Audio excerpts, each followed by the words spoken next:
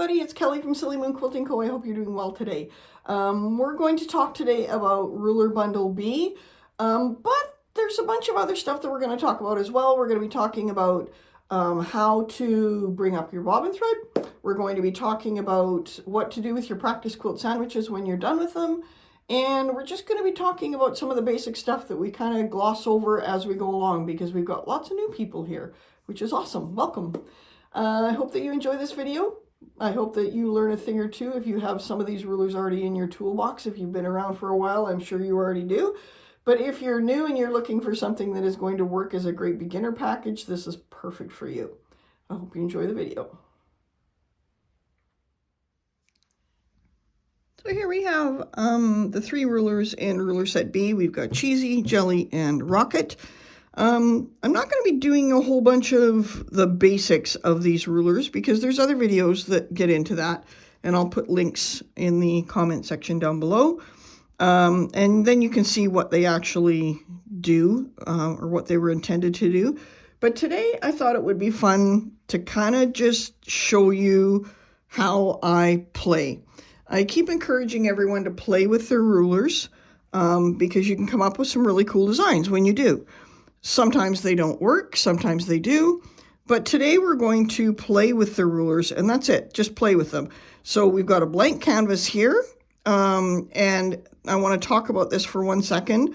So it's a basic quilt sandwich. I typically will use a low volume print on the top because that will allow me to be able to see what I'm stitching. I'll use a contrasting thread. Here I've got like an orange thread on top of purple.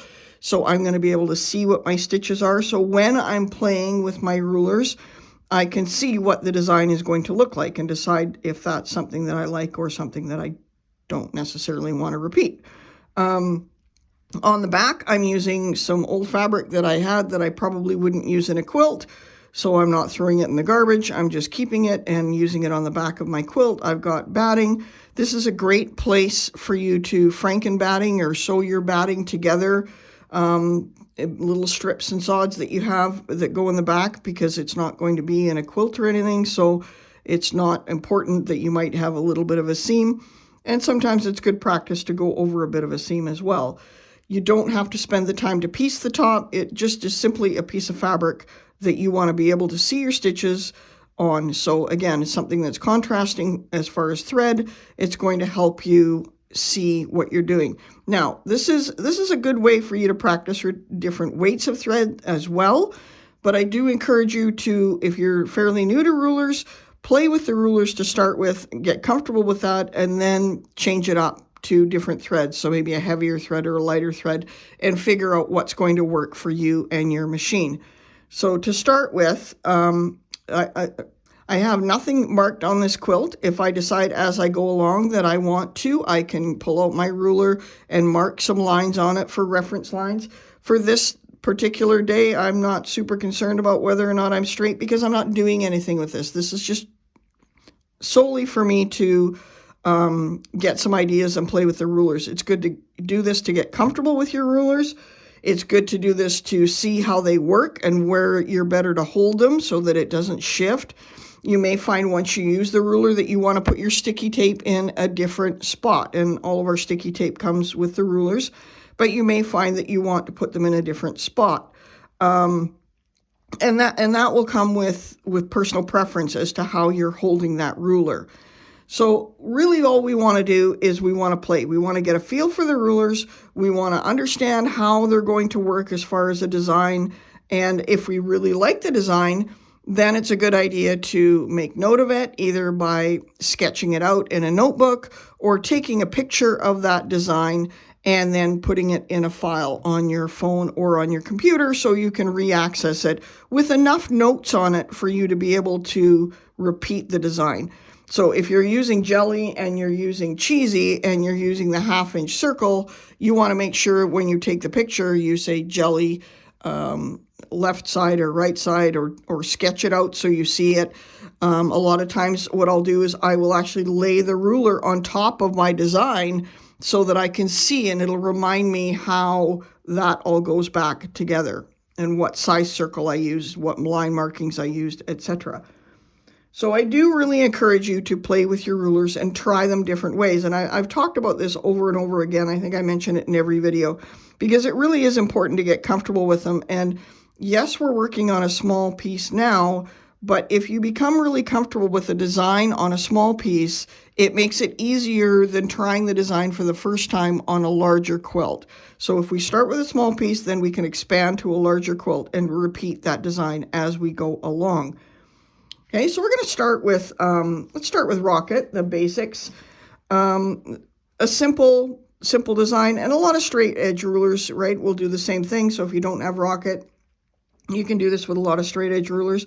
But it's really good practice to use a straight edge ruler to just go ahead and practice staying along that line. Because when we're stitching in our ditch or we're trying to create those straight lines, it's really important to be able to stitch them both directions. So as this is kind of a refresher video, I'm going to start by pulling up my thread. So I've got my needle in the up position. Everything's threaded and everything. I've got my needle in the up position. I'm going to hold on to my top thread. I'm going to do one stitch, and that's going to bring up my bobbin thread. You can see my bobbin thread is a different color there, so you can see which it is. I'm going to pull that out of the way. I'm going to hold those two together, and then I'm just going to do a couple locking stitches, and then I'm going to drop my needle so that it stays in my fabric.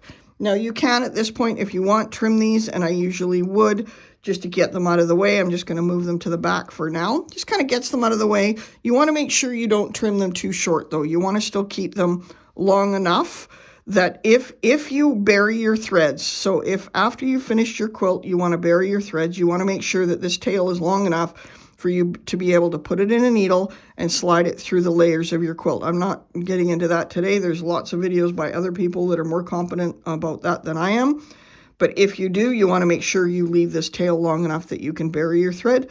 If you're the person that doesn't bury your threads, you just cut them. Just make sure you're good and secure. And then once I've moved away enough that I know my stitches aren't going to come undone, then I can go ahead and trim that, or I can trim it all at the end. So we're going to start with Rocket, and we'll go across this direction, remembering this all applies as well to your domestic machine. So if you're not on a sit-down long arm, this works as well. A lot of my videos I show on the sit-down long arm because it makes it easier. It's a bigger area for you to see, but you can absolutely do the same thing on your domestic machine. You just might need to position your ruler in a different way so that you may need to position your ruler in a different way if you don't have this large of a throat. Okay, so we're going to start by just doing a simple line. Remembering that we want to keep our hands close to our ruler and close to our ruler foot. We want to put downward pressure, but not too much pressure. Now what I want to do is I want to do a parallel line to this. So I am just going to use this ruler, and I can line up any of these lines on here. I'm just going to stitch down a little bit. I'm not so worried about the spacing. This is practice, remember? So I'm going to go down there. And then if I want to figure out how I line things up, I can go here and I can go in behind and I can line up one of the engraved lines on the ruler. Doesn't matter which one, we're just practicing. And I can see that I stitched a little too far, so I'm going to do a little bit of a stitch back, put my ruler in position, and then come the other way.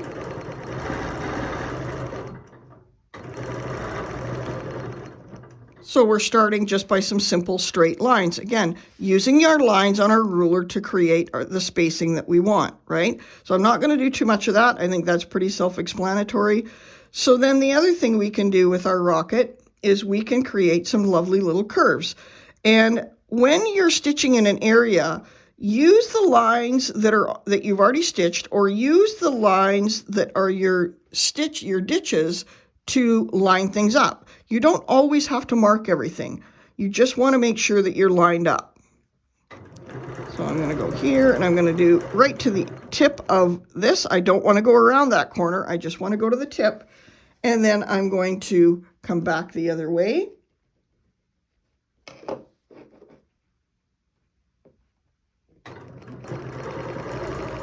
And now I've created a lovely little petal. And that's something I can repeat all the way along here if I want. So to do this design, I could go here and then I could stitch along a little bit along that line that I just stitched. and I could do the same thing again, or I could choose to use this petal.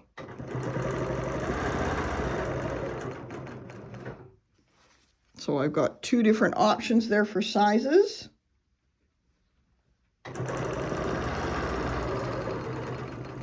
Back to my starting point, and I could, if I wanted to, then do the same one inside that.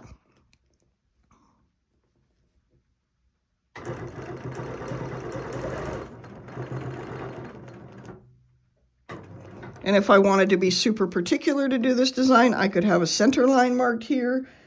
Again, we're just practicing, so don't be too worried about lining everything up. It's good practice as well to move along and say, okay, I didn't quite make my point there. I didn't end up where I needed to, so I can go ahead and move my ruler and move my fabric a little bit as I go along. So I can come back along that edge again. So I've got two fun designs there with Rocket, and then you can do partial designs as well. So if I wanted to do like a scallop type edge, I could absolutely do that along that edge as well.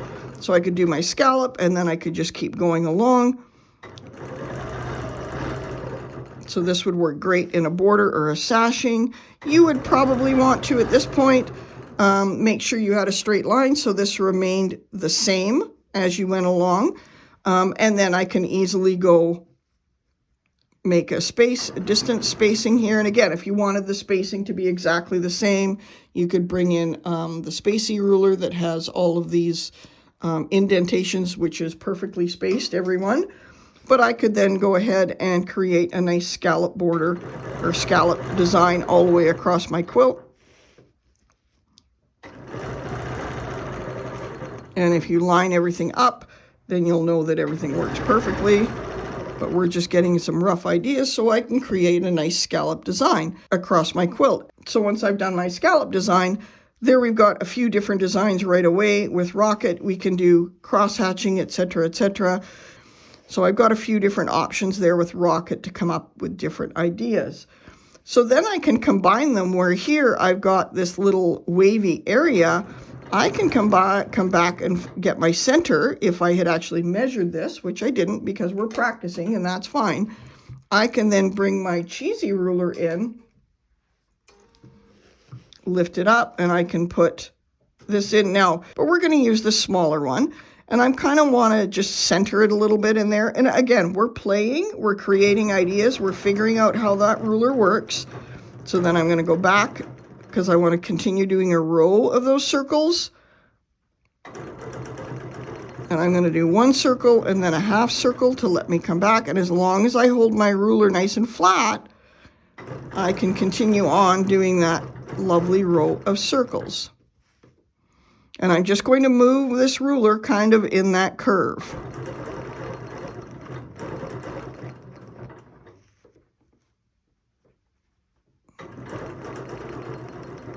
I'm going to just stop there, with that out of the way. So you can see I'm coming along that center line with some really neat little circles. So let's get out of there. And again, I'm not going to worry about breaking my thread because this is a practice quilt sandwich. So then we're going to bring in, let's keep cheesy while we've got it. So I'm going to bring in cheesy, and we can see now with the 4 different sizes of circles that I can nest those. So I can do one there, then I can go down a size, and I just want to make sure I'm lined up, that my spacing is the same there. Another one.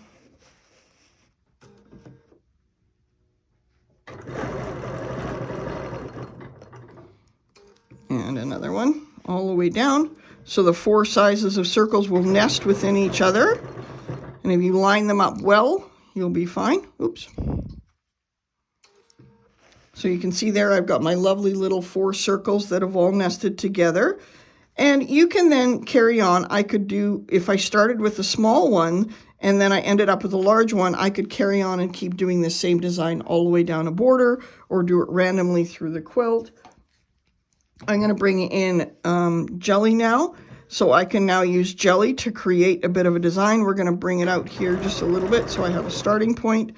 This is a really neat way to finish your quilts. You can just do these and then randomly do some with 2, some with 3. So another fun border design.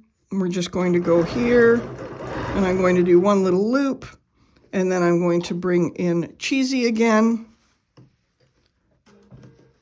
And I can do a circle.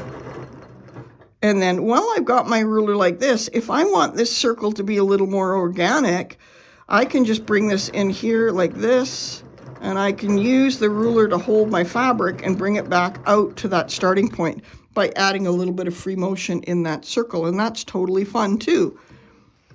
Keeping in mind that because we have our ruler foot on, we can move to free motion quite easily. So I've done my first little line, and now if I want to do another one, so I can create a nice even serpentine line, and I can then go ahead and do a different size circle. So I can use a bigger one if I want, or I can do a half circle. I can do a half circle, and then I can slide my ruler over so that it's not creating a circle at all. It's creating a different shape, so it creates more of a petal. Absolutely up to you. And then I'm going to stitch back down to my starting point, and I'm going to do another big circle over on this side.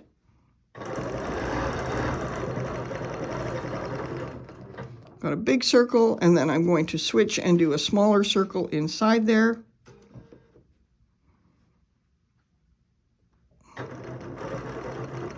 And come back to the center. So that I've created yet another kind of fun circle. So you can do so much with a circle, and you can do half circles as well. So I'm going to just come up here. So of course, obviously, we can use cheesy to create some pretty fun clamshells. Or we can do a wave. So I can do half a circle, slide it along, do the top half of the circle, slide it along, do the bottom half, etc., etc. So again, you can choose the size of the wave that you want to do within your circle. And you can also come back down, and when you get to the center point, or if you were to do this all the way along first, you could do your half circle, come in, drop your ruler, do a full circle at the bottom of it, stop there, lift your ruler, bring it back. And because we're using a ruler, as long as you line everything up and hold your ruler steady, start taking with your first couple stitches, you should be able to repeat exactly what you just stitched. So again, now that I've done this design, I would do it a little differently. If I were deciding that this is the design I would want, I would do half my circle, do my circle, come up, do another circle, come back down. I would do this all in one motion all the way across. So this would really be a cool border design, or something, the like sashing border, whatever you choose. So then we've got the inside of jelly, and we're just going to go up here with jelly. And again, we're going to combine jelly, and we're going to combine, now we're going to bring rocket back in. So we've done half of the inside of jelly. And as far as how to line that up within a 2-inch strip, you'll check out the jelly video. So I'm going to go here. I'm going to stop there, and I'm going to turn my ruler around. Come back to my starting point. And then now I know I'm already there. I can bring my jelly back to my center. And if you are unsure if you're square, you can pull out your dude and just do a double check that you're 1/4 inch there. And that's going to bring me back to here. I'm going to stop there. Then I'm going to rotate my ruler here. And again, when I get to the top, the center mark on jelly, I'm going to stop there. And I'm going to bring this back in again. Oop, don't need to do that. Making sure that my center line is going to line up close enough for a practice. I'm going to stop when I get to there and bring it back the other way.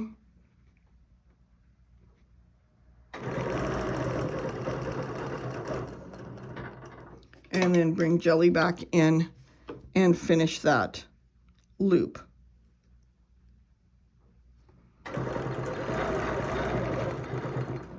So I'm just going to turn that so you can see that. So we've created another kind of fun little design. Actually, it would be kind of a cute Christmas design that works well with that coming off there. So another little fun design that you can create. As you can see, there's tons of different things you can do with a few rulers. So this is just 3 rulers. And again, it's our ruler set B. But I really want to encourage you to play with the rulers and combine them because you can really create some really fun designs. So again, once we finish this all, I would continue doing some more stitching on here. Once I'm finished all this, I am going to cut another top the same size as this. Then I'm going to use whatever basting spray I normally use, or if you thread based or pin based, I can put another piece on top of here quite easily, and just make sure you're readjusting your ruler foot. That's all taught in the beginner class if you're unsure. We want to make sure that we've got our ruler foot at the right height so we get our nice stitches and our thread doesn't break, etc. So we want to make sure that we put another layer on top of here, and that gives us a blank canvas, but we've saved our backing and we've saved our batting so that we get another layer. And we can do that maybe 3 or 4 layers before we start to run into there's too much thread on the bottom. And then you can at that point turn around and give those to your local shelter or use them as liners in your bird cage. I'm not sure about that. I don't have a bird, so I don't know if you can do that. But there's lots of different things you can do with it. But you've saved yourself some money and you've saved yourself some fabric by adding layers as you go along. So I hope that you enjoyed that. I hope that you had fun. Again, this is ruler set B, one of our beginner sets. Doesn't have to be beginner, but it's a great set to start with if you're looking to start with rulers, just because it gives you so many different options. I hope that you enjoyed that, and yeah, we'll see you in the next video. Thank you so much for joining me. I hope you enjoyed that. We had some fun with that one. Again, I want to encourage you to play with your rulers. There's so many fun things that you can do with them. Don't ever just think you can do the thing that your ruler's intended to do, whether it be our rulers or other people's rulers. There's so many different things you can do. As I said earlier, I will put a link down below to the original videos or the basic videos on how to use these rulers. But I just want to encourage you to play with them. They are available on our website as a set B. Jelly actually has its own on-demand class, which I will put down below, where we show you a whole bunch of different designs that you can do with Jelly. And we're working on more of those, so hopefully you'll see them in the future. So we had some great winners last week, super exciting. We had 3 winners last week. And this week we have a new word of the week. I like doing that, kind of announcing 2 or 3 at a time. It kind of gets people excited and interested. So we're going to do that. We're not going to announce a winner today, this one. We're going to announce a winner on the next one. And we will have 2 winners to announce next week. The word of the week is going to be jelly. So you need to use the word jelly in a sentence down below. And if you use jelly, cheesy, and rocket, you might get bonus points for that. If you want to use those words in a sentence down below, that would be great. And if you do watch our videos, please like, share, and subscribe. And any comment, any like, any sharing with your quilting friends really, really does help us out. So thank you very much. And if I don't see you again before Christmas, have a very Merry Christmas if you celebrate. And I hope that you have an amazing New Year.